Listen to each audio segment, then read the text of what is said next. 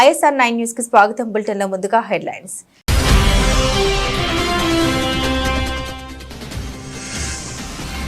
హైదరాబాద్ చేరుకున్న రాష్ట్రపతి ద్రౌపది ముర్ము. ఘన స్వాగతం పలికిన గవర్నర్ జిష్ణుదేవ్ వర్మ, ముఖ్యమంత్రి రేవంత్ రెడ్డి, మంత్రులు.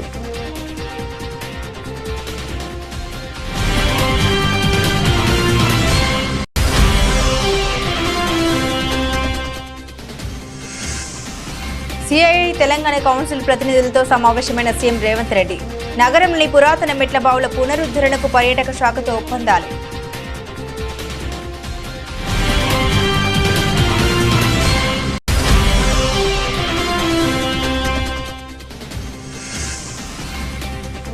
ప్రతి ఒక్కరూ తిరుమల నిబంధన పాటించాల్సిందే. తిరుమల కోట్ల మంది హిందువుల పుణ్యక్షేత్రమన్న చంద్రబాబు.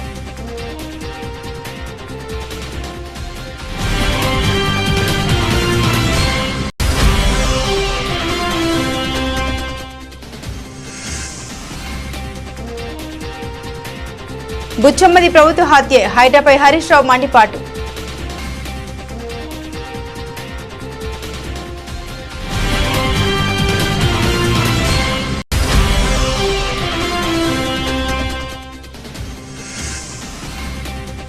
భగవంతుడా చంద్రబాబుకు మంచి బుద్ధి ప్రసాదించు. ఏపీ ఆలయాల్లో వైసీపీ నేతల పూజలు.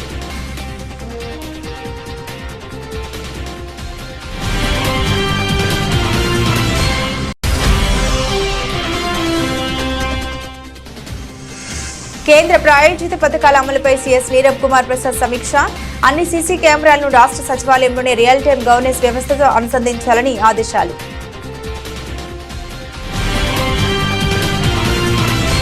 రాష్ట్రపతి ద్రౌపది ముర్ము హైదరాబాద్ చేరుకున్నారు. ఢిల్లీ నుండి ఎయిర్పోర్టు విమానంలో హైదరాబాద్లోని బేగంపేట ఎయిర్పోర్టులో ల్యాండ్ అయ్యారు. ఈ సందర్భంగా రాష్ట్రపతికి గవర్నర్ జిష్ణుదేవ్ వర్మ, ముఖ్యమంత్రి రేవంత్ రెడ్డి, మంత్రులు పొన్నం ప్రభాకర్, సీతక్క, ఇతర అధికారులు ఘనంగా స్వాగతం పలికారు. నల్సార్ యూనివర్సిటీ ఆఫ్ లా స్నాతకోత్సవానికి హాజరవుతారు. అనంతరం మధ్యాహ్నం రాష్ట్రపతి ఆల్ నిలయంలో 8 రోజుల పాటు నిర్వహించే ఈశాన్య రాష్ట్రాల భారతీయ కళా మహోత్సవాన్ని ప్రారంభించనున్నారు. రాష్ట్రపతి పర్యటన సందర్భంగా మినిస్టర్ ఇన్ ఈవెంటింగ్ మంత్రి సీతక్కను రాష్ట్ర ప్రభుత్వం నామినేట్ చేసింది. రాష్ట్రపతిని స్వాగతించడం మొదలు సాగనంపడం వరకు ముర్ము వెంట సీతక్క ఉండనున్నారు. హైదరాబాద్ సంస్కృతిని ప్రతిబింబించే చారిత్రక కట్టడాలను పరిరక్షిస్తూ వాటిని పర్యాటక ప్రాంతాలుగా తీర్చిదిద్దాలన్న ముఖ్యమంత్రి రేవంత్ రెడ్డి సంకల్పానికి అడుగు ముందుకు పడింది. పలు చారిత్రాత్మక పురాతన మెట్ల బావుల పునరుద్ధరణకు కాన్ఫెడరేషన్ ఆఫ్ ఇండియన్ ఇండస్ట్రీ ప్రతినిధులు ముందుకొచ్చారు. సిఐఐ తెలంగాణ కౌన్సిల్ ప్రతినిధులతో సీఎం సచివాలయంలో సమావేశమయ్యారు. మంత్రి జూపల్లి కృష్ణారావు గారు ప్రభుత్వ ఉన్నతాధికారుల సమక్షంలో జరిగిన ఈ సమావేశంలో నగరంలోని పురాతన మెట్ల బావుల పునరుద్ధరణకు ఆయా సంస్థలు ముందుకొచ్చి సీఎం సమక్షంలో పర్యాటక శాఖతో ఒప్పందాలు చేసుకున్నాయి.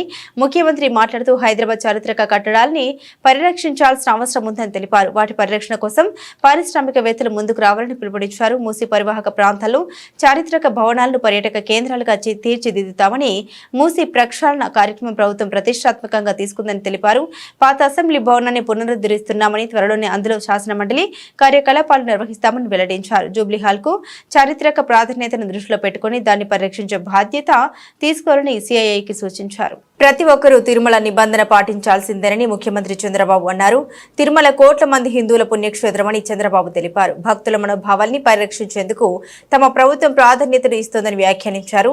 ఆలయ ఆచారాలకు భిన్నంగా ఎవరూ వ్యవహరించవద్దని విజ్ఞప్తి చేశారు. తిరుమల లడ్డు ప్రసాదం వ్యవహారం పూర్తిగా రాజకీయ రంగు పులుముకుంది. తిరుమల పర్యటనకు వెళ్తున్నానని జగన్ ప్రకటించిన తర్వాత ఈ వ్యవహారం మరింత ముదిరింది. క్రైస్తవుడైన జగన్ తిరుమల డిక్లరేషన్ పై సంతకం చేసిన తర్వాతే శ్రీవారిని దర్శించుకోవాలని హిందూ సంఘాలు డిమాండ్ చేశాయి. ఈ క్రమంలో ఏపీ ముఖ్యమంత్రి చంద్రబాబు ఎక్స్ వేదికగా కీలక వ్యాఖ్యల్ని చేశారు. కలియుగ వైకుంఠమైన తిరుమల శ్రీవారి ఆలయం కోట్ల మంది హిందువుల అతిపెద్ద పుణ్యక్షేత్రమని సీఎం తెలిపారు. ఈ దివ్యక్షేత్రం మన రాష్ట్రంలో ఉండడం మన అందరి అదృష్టమని అన్నారు. ఏడుకొండల వాడి పవిత్రతను కాపాడేందుకు, భక్తుల మనోభావాల్ని పరిరక్షించేందుకు తమ ప్రభుత్వం ఎప్పుడూ అత్యంత ప్రాధాన్యతనిస్తోందని తెలిపారు. తిరుమల దర్శనానికి వెళ్లే ప్రతి భక్తులు అత్యంత నియమ నిష్టలతో, శ్రద్ధ ఆసక్తులతో స్వామివారిని కొలుస్తారని తెలిపారు. భక్తులు అత్యంత పవిత్రంగా భావించే ఈ క్షేత్ర పవిత్రతను కాపాడవలసిన బాధ్యత ప్రతి ఒక్కరిపైన ఉందని ముఖ్యమంత్రి తెలిపారు. శ్రీవారి సన్నిధికి వెళ్లే ప్రతి ఒక్కరూ ఆలయ నియమాలను, ఆగమశాస్త్ర ఆచారాలని, టీటీడీ నిబంధన తప్పక పాటించాలని కోరుతున్నామని అన్నారు. భక్తుల మనోభావాలకు, ఆలయ ఆచారాలకు భిన్నంగా ఎవరూ వ్యవహరించవద్దని విజ్ఞప్తి చేస్తున్నామని తెలిపారు. ఓం నమో శ్రీ వెంకటేశాయ నమః అని ట్వీట్ చేశారు. వెంకటేశ్వర స్వామి ఈ రాష్ట్రంలో ఉండడం మనందరి అదృష్టం. కలియుగ దేవుడు వెంకటేశ్వర స్వామి ఈ రాష్ట్రంలో ఉండడం మనందరికి కూడా ఒక అదృష్టంగా మనం భావించాల్సిన అవసరం ఉంది.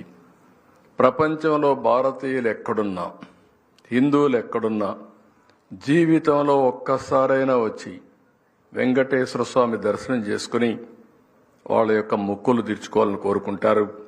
అలాంటి పుణ్యక్షేత్రం, దివ్యక్షేత్రం మన రాష్ట్రంలో ఉండడం మన అందరి అదృష్టం. ఇటీవల అది కూడా కాంట్రవర్సీ అయింది లడ్డు విషయంలో. అది కూడా మనం ఒకసారి చూస్తే ప్రతి ఒక్క టెంపుల్కి కొన్ని సాంప్రదాయాలు ఉంటాయి. ప్రతి ఒక్క మతానికి కూడా కొన్ని సాంప్రదాయాలు ఉంటాయి. మత సామరస్యాన్ని కాపాడడం ఎంత ముఖ్యమో ప్రతి ఒక్క దేవాలయాల్లో కానీ, చర్చిల్లో కానీ, మసీదుల్లో కానీ ఉండే సాంప్రదాయాన్ని గౌరవించడం కూడా అంతే ముఖ్యం. పాలకులు మేమందరం ఆలోచించుకోవాల్సింది ముందు అక్కడుండే చట్టాలని, సాంప్రదాయాల్ని మేము గౌరవించాలి. అలాంటిది అక్కడ వేరే మతం వాళ్ళు ఎవరన్నా వస్తే డిక్లరేషన్ ఇవ్వాలి. వెంకటేశ్వర స్వామి పైన నమ్మకం ఉందని డిక్లరేషన్ ఇస్తే వాళ్ళు దర్శనం చేసుకోవచ్చు. అది ఆనవాయితీ. అది ఇవ్వకుండా పోవడం కూడా తప్పు, చట్ట ఉల్లంఘన. నేను ఆ విషయమే చెప్పాను. బీఆర్ఎస్ కీలక నేత మాజీ మంత్రి హరీష్ రావు తాజాగా హైడ్రాపై సంచలన వ్యాఖ్యలు చేశారు. రాష్ట్రంలో ఈ సంస్థ హైడ్రోజన్ బాంబులా మారిందని దుయ్యబట్టారు. కష్టపడి కట్టుకున్న ఇల్లు కూల్చేస్తే ఎలా అని మండిపడ్డారు. కుకట్పల్లి పరిధిలో బలవన్ మరణానికి పాల్పడిన బుచ్చమ్మది ఆత్మహత్య కాదని, అది ముమ్మాటికి ప్రభుత్వ హత్యనని తెలిపారు. శనివారం తెలంగాణ భవన్ కు వచ్చిన హైడ్రా కూల్చివేతల బాధితులతో ఆయన మాట్లాడారు. వారిని పరామర్శించి వివరాలు అడిగి తెలుసుకున్నారు. ఈ సందర్భంగా హరీష్ రావు మాట్లాడుతూ సుందరీకరణ పేరిట రేవంత్ రెడ్డి ప్రభుత్వం మూసి నదిలో పేదల రక్తం కన్నీళ్లను పారిస్తోందని ఫైర్ అయ్యారు. ఒక్కొక్క పైసా కూడబెట్టి ఎంతో కష్టపడి ఎన్నో ఆశలతో కట్టుకున్న ఇళ్లను రాత్రికి రాత్రి కూల్చేస్తే పేదలు ఎక్కడికి పోవాలని ప్రశ్నించారు. ఇక మూసి నిర్వాసితురాలు బుచ్చమ్మది ఆత్మహత్య కాదు, అది ప్రభుత్వ హత్యనని పేర్కొన్నారు. సీఎం రేవంత్ రెడ్డి తుగ్లక్ పాలన కారణంగా విశ్వనగరం హైదరాబాద్ ఇమేజ్ దెబ్బతింటూ ఉందని విమర్శించారు. కాంగ్రెస్ ప్రభుత్వం ముందుగా 100 రోజుల్లోనే 6 హామీలను అమలు చేస్తామని చెప్పిన అంశంపై దృష్టి పెడితే బాగుంటుందన్నారు హరీష్ రావు. సో అమ్మ పాప 3 బిడ్డలకు ఇల్లు కట్టించిందట, పెళ్ళిళ్ళు చేసింది. ఆ ఇల్లు కూలగొడితే నా బిడ్డల భవిష్యత్తు ఏమవుతుంది, అల్లుళ్ళు ఏమంటారు అనే బాధకు తట్టుకోలేక ఉరేసుకొని చనిపోయింది. ఇది బుచ్చమ్మ ఆత్మహత్య, ఇది రేవంత్ రెడ్డి ప్రభుత్వం చేసిన హత్య. ఇది అనాలోచిత తుగ్లక్ నిర్ణయాల వల్ల ఈ అమ్మ ఆత్మహత్య చేసుకోవాల్సి వచ్చింది. ఇంకొక చెల్లె కూడా గుండెపోటుతో చనిపోయింది. ఇల్లు కూలగొడితే అన్న వాళ్ళ ఇంటికి పోయి అక్కడ ఉండి గుండెపోటుతో ఒక అమ్మాయి చనిపోయినట్టుగా కూడా పేపర్లో చదివాం. ఇందాక ఒక అమ్మ మాట్లాడుతూ కూడా అంటుంది, ఎప్పుడు గుండె అయిపోతుందో, రాత్రి మళ్ళీ తెల్లారుతుందా లేదా, అసలు నిద్ర మేము లేస్తామా లేవమంత భయంతో బతుకుతున్నాం బిడ్డ అంటుంది అమ్మ. ఇదన్నీ కూడా ఒక పిచ్చి నిర్ణయాలు, అనాలోచితమైనటువంటి నిర్ణయాలు ఈ ప్రభుత్వం తీసుకు. రాహుల్ గాంధీ గారిని కూడా నేను అడుగుతా ఉన్నా, బుల్డోజర్ రాజ్ అని చెప్పి ఆడ పోయి ప్రచారం చేస్తున్నాడు. హర్యానాలో ఎన్నికలు జరిగేటువంటి చోట్ల బుల్డోజర్ రాజ్ నహీ చలేగా అంటుండు. ఫిర్ క్యా హో రా తెలంగాణ में आज बुलडोजर का राज चल रहा है. राहुल गांधी जी ने क्या करना है, तुम जाके उधर नॉर्थ इंडिया में भाषण दे रहे कि बुलडोजर राज नहीं चलेगा, लेकिन आज तेलंगाना में तुम्हारा सीएम रेवंत रेड्डी बुलडोजर राज चला रहा. पहले इनको रोको. डेफिनेट గా మేము మీతో ఉంటాం, భయపడొద్దు. మీరు ఫోన్ చేస్తే కూడా మేము వచ్చి మీకు అండగా తప్పకుండా నిలబడతాం. ఎట్టి పరిస్థితుల్లో మీకు ఇబ్బంది రాకుండా చూసుకుంటాం. మీరు ధైర్యాన్ని కోల్పోవద్దు. దయచేసి ఎవరు కూడా తొందరపడి ఎక్కువ టెన్షన్ తీసుకుంటే స్ట్రెస్కు లోనై ఇబ్బందులు జరుగుతాయి. మీరు ఎక్కువ టెన్షన్ కూడా తీసుకోవద్దు. We are all with you. ఇది మీ ఇల్లు అనుకోండి, మీ ఫ్యామిలీ అనుకోండి, ఎప్పుడైనా మా తలుపులు తెరిచే ఉంటాయి. Any time you can come here. Our legal cell will be there and మా టీం కూడా ఉంటుంది. తొందరలోనే మేము మీ అందరం కూడా మీ దగ్గరకు వచ్చి మీ ప్రాంతాన్ని అంతా కూడా చూసి ప్రభుత్వం దృష్టికి తీసుకువెళ్ళి ఈ బఫర్ జోన్లో ఉన్నటువంటి వాళ్ళను ఇబ్బంది పెట్టకుండా తప్పకుండా మా వంతు పూర్తి సహకారాన్ని మీకు అందిస్తాం. తిరుమల పర్యటనను మతం పేరుతో అడ్డుకునేందుకు ప్రభుత్వం చేస్తున్న ప్రయత్నాల్ని వైసీపీ అధ్యక్షుడు వైఎస్ జగన్ తీవ్రంగా స్పందించారు. తన తండ్రి వైఎస్ఆర్ అనేక సార్లు తిరుమల దర్శించుకున్నారు. తన సీఎంగా 5 సార్లు శ్రీవారికి పట్టు వస్త్రాలు సమర్పించారన్నారు. తన మతమేందో ప్రజలందరికీ తెలుసని అన్నారు. తిరుమల పర్యటన సందర్భంగా నెలకొన్న పరిస్థితులపై తాడేపల్లి నివాసంలో ఆయన మీడియాతో మాట్లాడారు. తాను 4 గోడల మధ్య బైబిల్ చదువుతా, తప్పేముంది, బయటకు పోతే హిందుత్వాన్ని, ముస్లిం, సిక్కు మతాలను గౌరవిస్తా, అనుసరిస్తారని వెల్లడించారు జగన్. తిరుమలకు వస్తానంటే డిక్లరేషన్ ఇవ్వాలని డిమాండ్ డిమాండ్ చేయడం శోచనీయమని ఆరోపించారు. నా మతం మానవత్వం డిక్లరేషన్లు రాసుకుంటే రాసుకోండని వెల్లడించారు. దేవుణ్ణి దర్శించుకోవడానికి 5 ఏళ్ల పాటు సీఎంగా పనిచేసిన వ్యక్తి పరిస్థితి ఇలా ఉంటే దళితుల పరిస్థితి ఏమిటని, వారిని రాబోయే రోజుల్లో గుడికి రాణిస్తారా అంటూ అనుమానం వ్యక్తం చేశారు. తాను అధికారంలోకి రాకముందు చంద్రబాబు హయాంలోనే చేపట్టిన పాదయాత్ర తిరుమల నుండే మొదలుపెట్టి తిరుమలలోనే కాలినడకని స్వామివారిని దర్శించుకున్నానని వెల్లడించారు. అప్పుడు లేని మతం డిక్లరేషన్ ఇప్పుడు ఎందుకని ప్రశ్నించారు. రాజకీయ లబ్ధి కోసం హిందూ ధర్మాన్ని వాడుకోవడం ముఖ్యమంత్రి స్థాయిలో ఉన్న చంద్రబాబుకు సబబేనా అంటూ నిలదీశారు జగన్. రాష్ట్రంలో ఈరోజు ఎప్పుడూ కూడా చూడని రాక్షస రాజ్యం నడుస్తూ ఉంది. నిజంగా దేవుడి దగ్గరికి వెళ్ళే కార్యక్రమాన్ని కూడా అడ్డుకునే మనస్తత్వం బహుశా నా రాజకీయ జీవితంలో నేను ఎప్పుడు చూడలే. దేవుడి దగ్గరికి దర్శనం చేసుకునేదానికి వెళ్తాము అని అంటే కూడా అడ్డుకునేందుకు ప్రయత్నం చేస్తూ అడుగులు వేస్తూ ఉన్న పరిస్థితులు బహుశా ఎప్పుడూ కూడా జరిగి ఉండదు. దేశంలో కూడా ఎప్పుడు బహుశా జరిగి ఉండదు. రాక్షస రాజ్యం అనేది ఒక రాష్ట్ర ముఖ్యమంత్రి ఇంకా 5 సంవత్సరాలు బ్రహ్మోత్సవాలలో తిరుమల తిరుపతి దేవస్థానానికి వస్త్రాలు సమర్పించిన నేను, ఇన్నిసార్లు తిరుమల తిరుపతి దేవస్థానానికి వెళ్ళిన నేను, ఈరోజు తిరుమల తిరుపతి దేవస్థానానికి నేను రాకూడదట, పోకూడదట. కారణం ఏమిటంటే నా మతమట. నేను అడుగుతా ఉన్నా, నా మతం ఏమిటి, నా మతం ఏమిటి అని అడుగుతా ఉన్నారు. అడుగుతా ఉన్నా నా మతం ఏమిటని. అవును, 4 గోడల మధ్య నేను బైబిల్ చదువుతాను, తప్పేముంది? బయటికి పోతే హిందూ సాంప్రదాయాలను నేను అనుసరిస్తాను, గౌరవిస్తాను. బయటికి పోతే ఇస్లాంను అనుసరిస్తాను, గౌరవిస్తాను. బయటికి పోతే సిక్కిజంను అనుసరిస్తాను, సిక్కిజంను నేను గౌరవిస్తాను. నా మతం ఏమిటని అడుగుతా ఉన్నారు.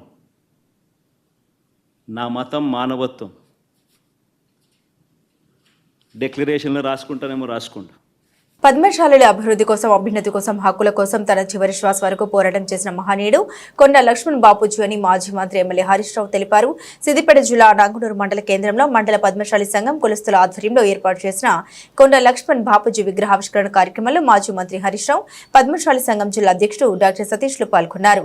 ఈ సందర్భంగా మాట్లాడుతూ కొండా లక్ష్మణ్ బాపూజీ తెలంగాణ ఉద్యమానికి చాలా దగ్గరగా సంబంధం ఉందన్నారు.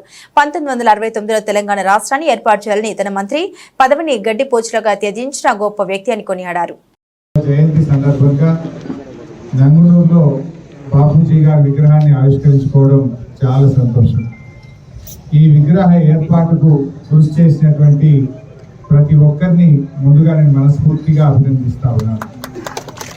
కొండా లక్ష్మణ్ బాపూజీ గారికి తెలంగాణ ఉద్యమానికి చాలా దగ్గర సంబంధం ఉంటుంది. 1969లో తెలంగాణ రాష్ట్రాన్ని ఏర్పాటు చేయాలని గడ్డిపోచలాగా మంత్రి పదవిని త్యజించిన వ్యక్తి కొండా లక్ష్మణ్ బాపూజీ గారు. అంటే మనము మలిదేశ ఉద్యమంలో రాజీనామాలు చూసాం, కానీ అప్పుడు 69లోనే తన మంత్రి పదవిని తెలంగాణ కోసం, తెలంగాణ ఏర్పాటు చేయాలని చెప్పి రాజీనామా చేసినటువంటి వ్యక్తి. ఇంకా బాగా గుర్తు చేసుకుంటే మలిదేశ ఉద్యమంలో 97 ఏళ్ల వయసులో, 97 ఏళ్ళకి కాలు తీసి ఇంటికి బయటపెట్టడే కష్టం. 97 ఏళ్ల వయసులో హైదరాబాద్ నుంచి ఢిల్లీకి పోయి, ఢిల్లీలో జంతర్ మంతర్ దగ్గర ఆ చలికాలం ఢిల్లీ చలంటే గడగడుతుంది. 97 ఏళ్ల వయసులో జంతర్ మంతర్లో తెలంగాణ రాష్ట్రాన్ని ఏర్పాటు చేయాలని నిరాహార దీక్ష చేసినటువంటి వ్యక్తి కొండా లక్ష్మణ్.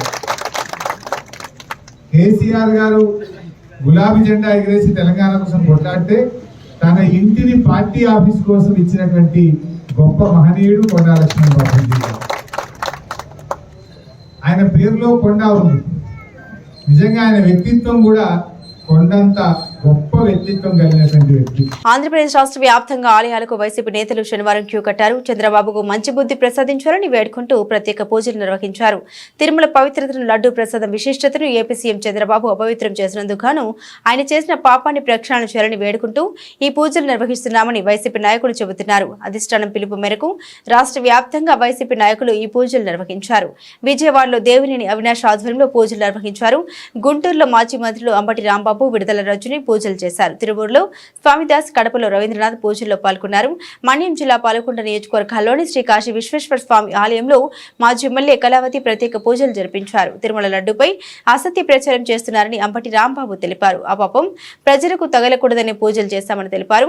నెయ్యి కల్తీపై సిబిఐ విచారణ జరిపించాలని మోదుగుల డిమాండ్ చేశారు. తిరుమల డిక్లరేషన్ వివాదంపై మాజీ మంత్రి పేర్ని నాని కీలక వ్యాఖ్యలు చేశారు. జగన్ ఇప్పుడు కొత్తగా డిక్లరేషన్ ఇవ్వాల్సిన అవసరం ఏంటని ఆయన ప్రశ్నించారు. శ్రీవారిపై నమ్మకంతోనే జగన్ అనేక సార్లు దర్శనం చేసుకున్నారని తెలిపారు. తిరుమలకు వచ్చే వారందరి నుండి డిక్లరేషన్ తీసుకుంటున్నారని ప్రశ్నించారు. చంద్రబాబుకు ఈ వయసులో రాజకీయాలు ఎందుకు అని పేర్ని నాని ప్రశ్నించారు.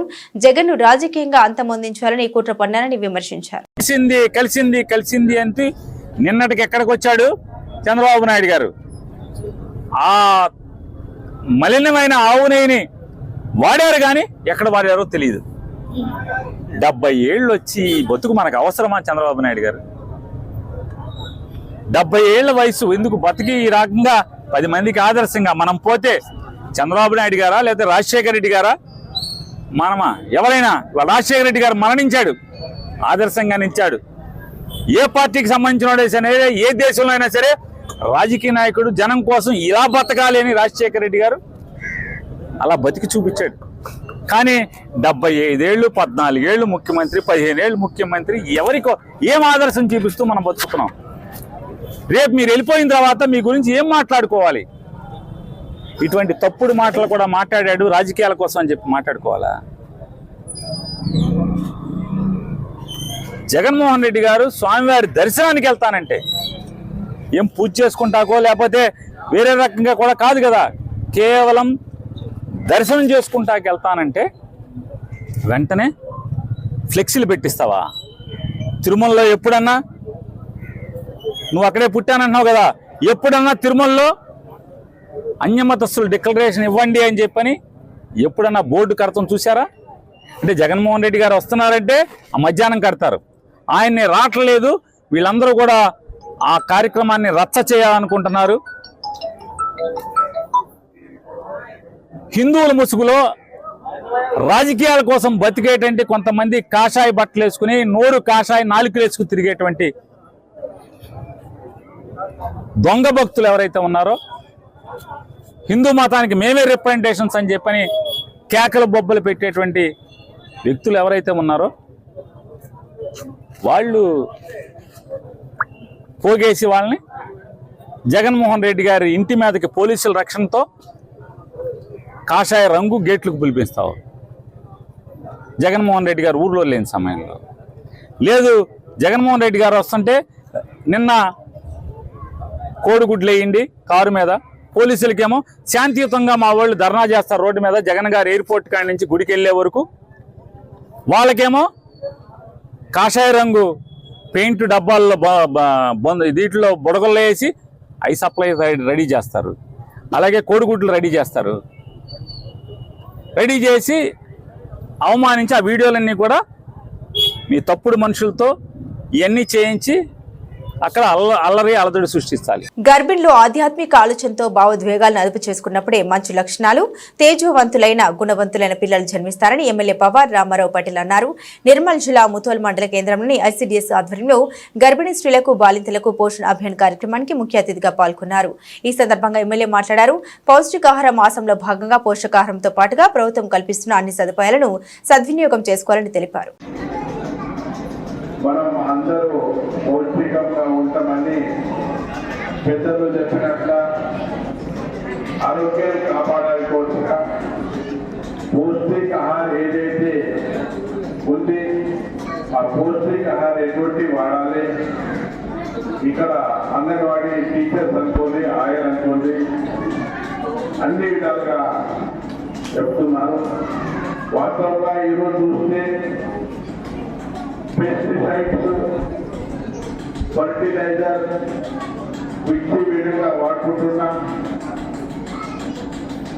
మనము పంటల మీద పెస్టిసైడ్ మందు వేస్తే ఏదైతే అది ఆహారం వస్తుంది. మన కూరగాయలు అనుకోండి, పండు అనుకోండి, ఇటువంటి పదార్థాలు తీసుకుంటే మన శరీరంకు చాలా మంచిది కాదు. చిన్న మీకు ఉదాహరణ చేస్తాం. మన వంకాయ కూర తింటాం. మనం వంకాయ అంగడిలో తీసుకుంటే, బాజార్లో తీసుకుంటే అది సింథటిక్ వాడి అది మనకు అమ్ముతారు, అదే మనకు తింటాం. కానీ మన ఇంట్లో ప్రతి ఇంట్లో ఒకట పెరిగి ఉంటుంది, వరండా ఉంటుంది. ఒక 10 చెట్లు పెట్టుకుంటే సంవత్సరం వరకు మన అంకాయలు కానీ, మన పాలకూర కానీ, కొత్తిమీర కూర కానీ అవన్నీ మన ఇంటికాడ చేసుకుంటే. రాష్ట్రంలో అమలు జరుగుతున్న వివిధ కేంద్ర ప్రాయోజిత పథకాలపై రాష్ట్ర సచివాలయంలో ప్రభుత్వ ప్రధాన కార్యదర్శి నీరబ్ కుమార్ ప్రసాద్ సంబంధిత శాఖల అధికారులతో సమీక్షించారు. రాష్ట్రంలోని అన్ని సీసీ కెమెరాల్ని రాష్ట్ర సచివాలయంలోనే రియల్ టైం గవర్నెన్స్ వ్యవస్థతో అనుసంధానించాలని పీసీఎస్ తెలిపారు.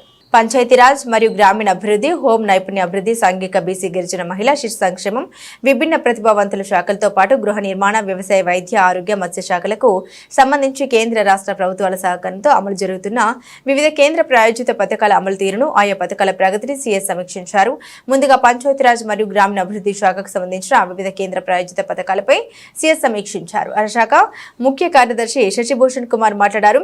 పిఆర్ఎన్ఆర్డీ శాఖలో మొత్తం 22 కేంద్ర ప్రాయోజిత పథకాలు అమలు చేయడం జరుగుతుందని వివరించారు.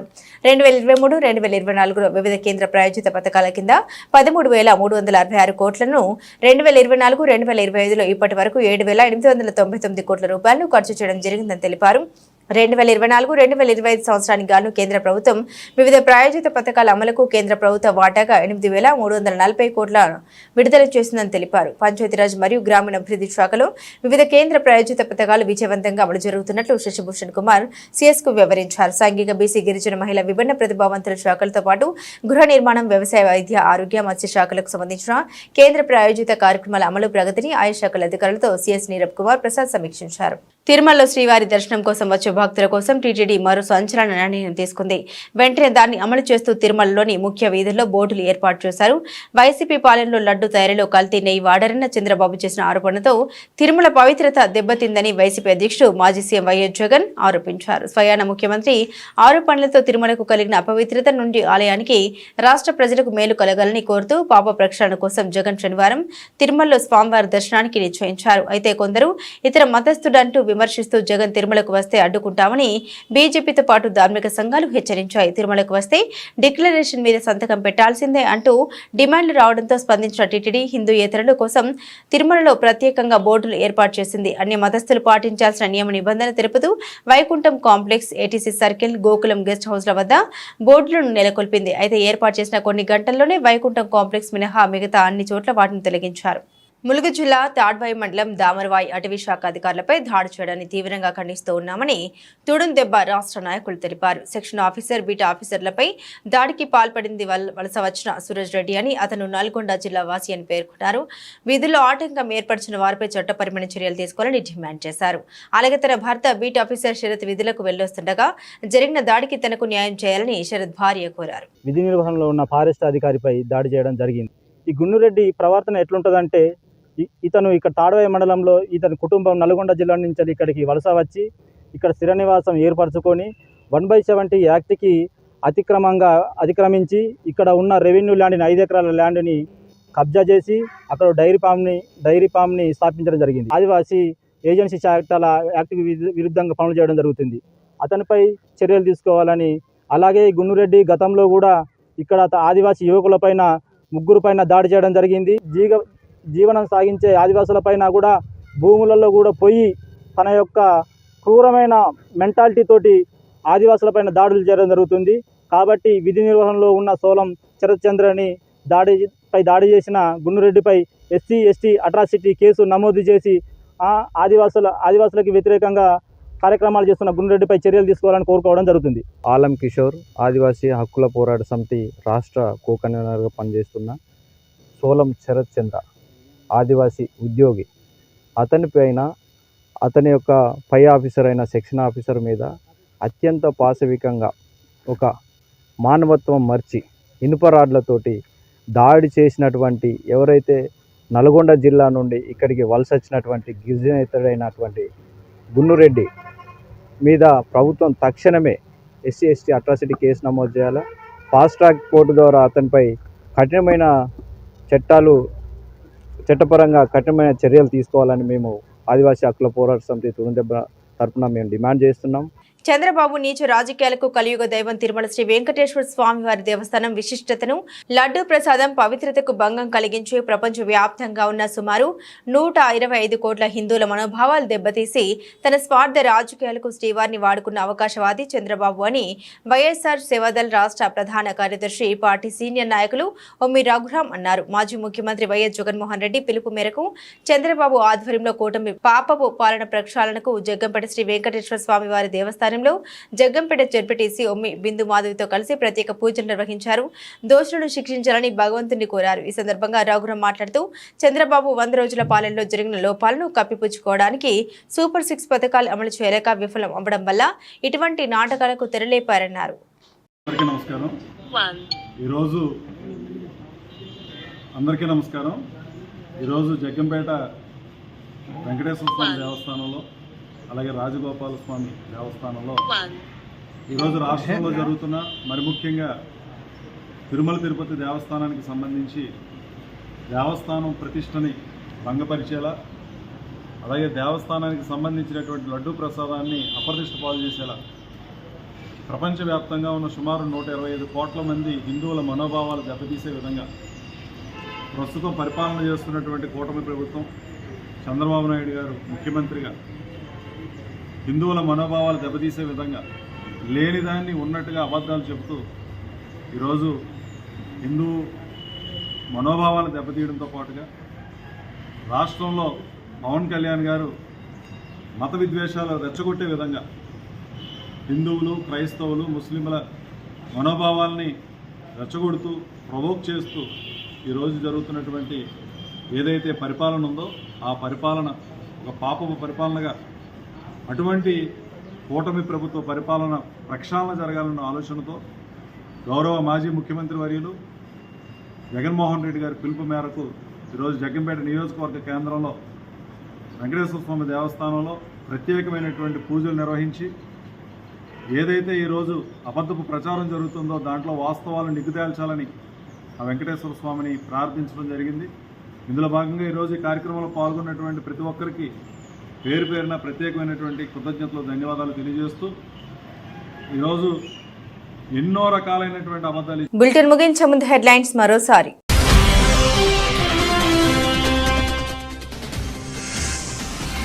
హైదరాబాద్ చేరుకున్న రాష్ట్రపతి ద్రౌపది ముర్ము. ఘన స్వాగతం పలికిన గవర్నర్ జిష్ణుదేవ్ వర్మ, ముఖ్యమంత్రి రేవంత్ రెడ్డి, మంత్రులు.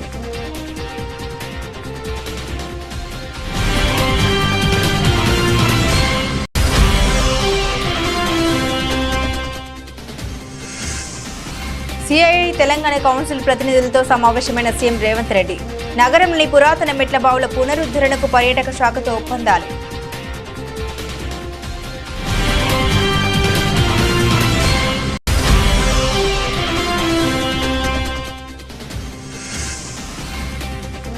ప్రతి ఒక్కరూ తిరుమల నిబంధన పాటించాల్సిందే. తిరుమల కోట్ల మంది హిందువుల పుణ్యక్షేత్రమన్న చంద్రబాబు.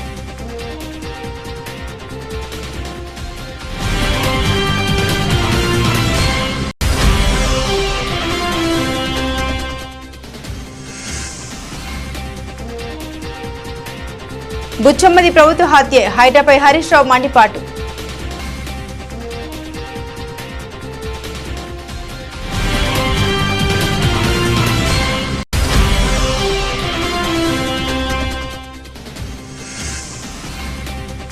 భగవంతుడా చంద్రబాబుకు మంచి బుద్ధి ప్రసాదించు. ఏపీ ఆలయాల్లో వైసీపీ నేతల పూజలు.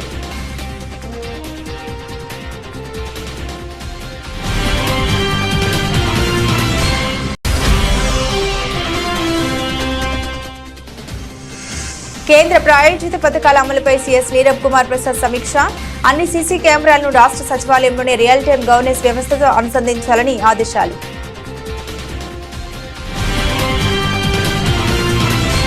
ఇవి బులెటిన్లోని విశేషాలు. తిరిగి మరో బులెటిన్తో మళ్ళీ కలుసుకుందాం. అంతవరకు సెలవు. నమస్కారం.